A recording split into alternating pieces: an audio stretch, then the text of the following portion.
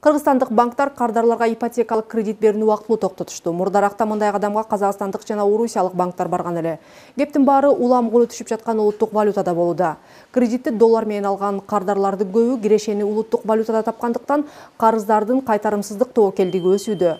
Эскерте кетсем, өткөн жылы кыргызстандыктар турак жай маселесин чечүү үчүн 8 миллиард сом өлчөмүндө кредит алышып, жалпы кредиттердин суммасында ипотекалык кредиттердин үлүшү 7% тегерегинде болгон.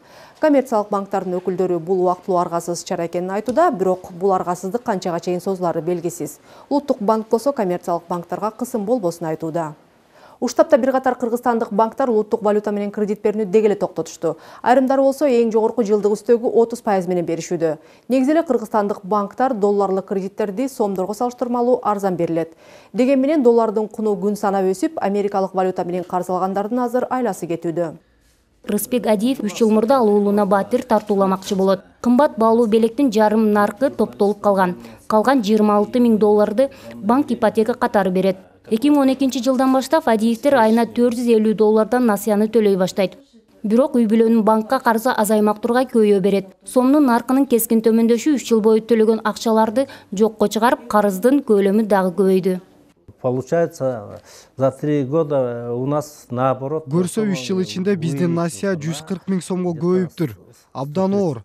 Ай өткөн сайын төлөш кыйын болуп жатат.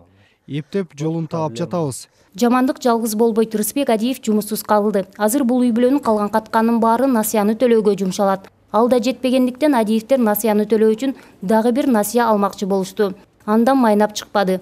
Валютанын наркынын кескин өзгөрүшүнүн натыйжасында турак жайын жоготуу коркунучунда калгандардын саны күн санап өсүүдө. Юристтердин баамында мындай кырдаалда банктардын кардарларын түшүнүүгө бараары дагы күмөн. Өлкөнүн башкы каржы мекемеси Улуттук банк сомду куткаруу аракетин көрүүдө.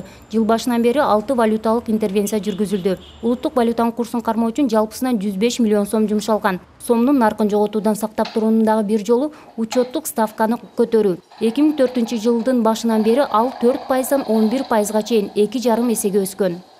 Учеттук ставка бул улуттук банктын коммерциялык банктарга берүүчү насыясынын үстөк пайызы. Учеттук ставканын пайызы канча төмөн болсо, банктарга ошончо жакшы. Коммерциялык банктар улуттук банктан акча алып, ал каражатты чет элдик валютага которуп, айталы долларга өз чыгымдарын жабуу менен сомдун арзандашынан киреше алышат.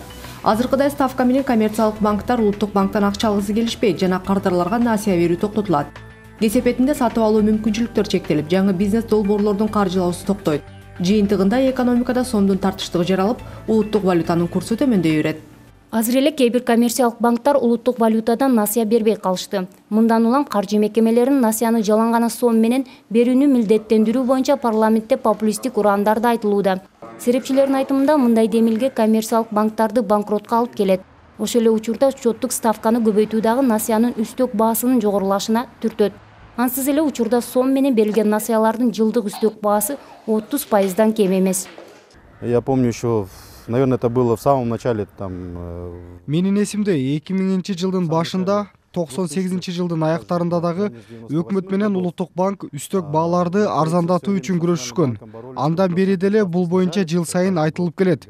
Бирок айтарым, биздин ошол кездеги пайыздардын жылдык өлчөмүн 14,5ке чейин төмөндөткөн ишибиздин жыйынтыгы азыр жокко чыгарылды.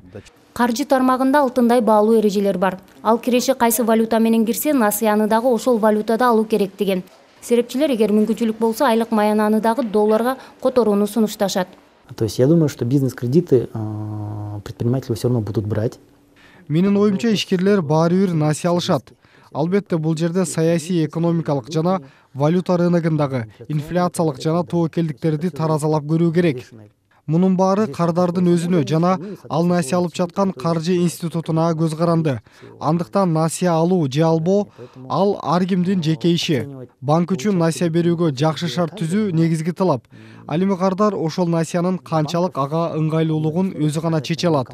Менимче валюта менен насыя берүү бул туура эмес сунуш. Например, бизнес.